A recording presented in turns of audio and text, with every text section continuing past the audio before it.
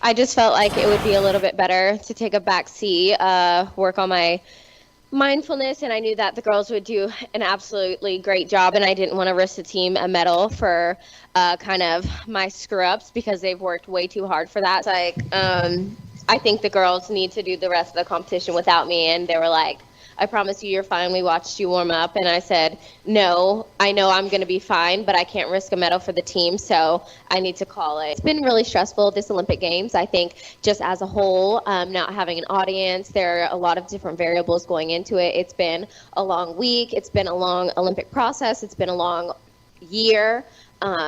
So just a lot of different variables, and I think we're just a little bit too stressed out.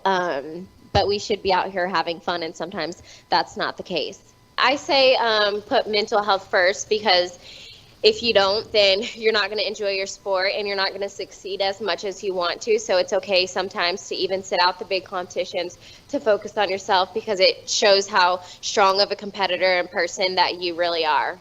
Pop Psych, and here's why.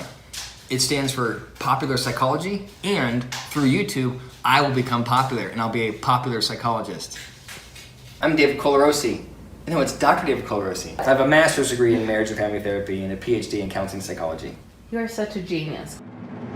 Okay, let's talk about Simone Biles. What an absolute nightmare. I feel so bad for her. She pulls out of the team finals after a bad vault, has to walk off the floor with the physician. I don't know why it was a physician, why there was no psychologist there. It's insane to me they don't have a psychologist on hand. This woman has been talking about confidence and anxiety for weeks now. They don't have a psychologist available. Anyway, they pull her off. She goes to the back. She goes, I need to pull out of the competition. And she comes out in a coach's role, and the team gets a silver medal. And now we all sort of wait to see, is she going to be able to compete? I think it starts on Thursday for the individual competition. It's what a blow. So apparently they're going to get her a psychologist, a sports psychologist, between now and Thursday. So I wanted to talk about what I think is happening with Simone, and likely what the intervention will be from a psychologist. So what happened to her? I think it was a full-on panic attack. I can't imagine any other reason why she would have underperformed the way that she did, and then also pulled herself out of the entire competition. If you don't have exposure to panic attacks, let me just sort of describe a little bit of what that's like. Anxiety sucks because it's so cyclical. First, you experience the anxiety, you experience the symptoms, maybe an elevated heart rate, and then your brain goes, uh-oh, you're too nervous. You're getting nervous. And then what happens then is your body responds by ramping up. The heart rate skyrockets. You start sweating. And then your brain goes, oh crap, it's happening. You're having panic. You're not going to be able to perform. And then all of a sudden, physiologically, you start sweating. The heart rate's out of control. Now the blood pressure, you can't think clearly, right? It's this cyclical process, and you just can't get out of it. I think that happened to her on that vault, and she goes, I got to pull out. So if I am the sports psychologist working with her, what I'm going to try and do is sort of in tiers. The first thing I'm going to try and do is help her regulate her emotion in the moment. I don't know what medications are allowed, but I imagine they're doing something, whether it's beta blockers or full-on benzos, something to calm her down so that she can think more logically about what's happening to her. They're going to use relaxation techniques, mindfulness, positive self-talk, those kind of tactical tools just to get her to regulate her emotions. I'm sure they already did some of that for her to come back out and coach and then be able to speak at the press conference. The next thing that they're going to do, I believe, is cognitive restructuring.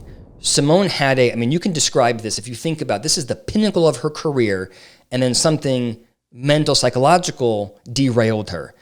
She is going to be, there's trauma around being undermined and derailed like that. The psychologist will have to work with her to help her think differently about what happened. Instead of saying, I was out of control or I lost control, I've disappointed everybody, the country is mad at me, I'm a failure, she has to change her thinking to be, I've demonstrated the power of mental health, I showed maturity as a gymnast, I made the right decision, now I'm the underdog, I still have a lot of opportunity, right? They have to change the way she's thinking about what happened to her and her legacy. Like, did this destroy who Simone Biles is? Or maybe it didn't. Maybe it gave her the opportunity to show how powerful she is. And finally, the sports psychologist will help her think towards the future and gain a sense of control.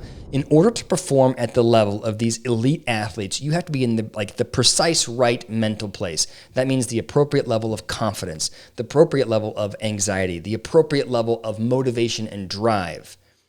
To get there, she has to use techniques, visualization, self-talk again, mindfulness again, coaching from a psychologist to get her sort of zoned in on exactly where she needs to be from a psychological standpoint. And the key here is she has to feel like she has the ability to control that.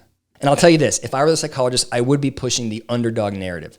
Instead of walking into these final events thinking the world is on my shoulders, I'm the best gymnast, I have to perform or I'm letting down the United States, I think she needs to think, I'm an underdog, they don't believe in me, they don't think I can do it, and let me prove them wrong. I think Simone has made a career off of proving people wrong.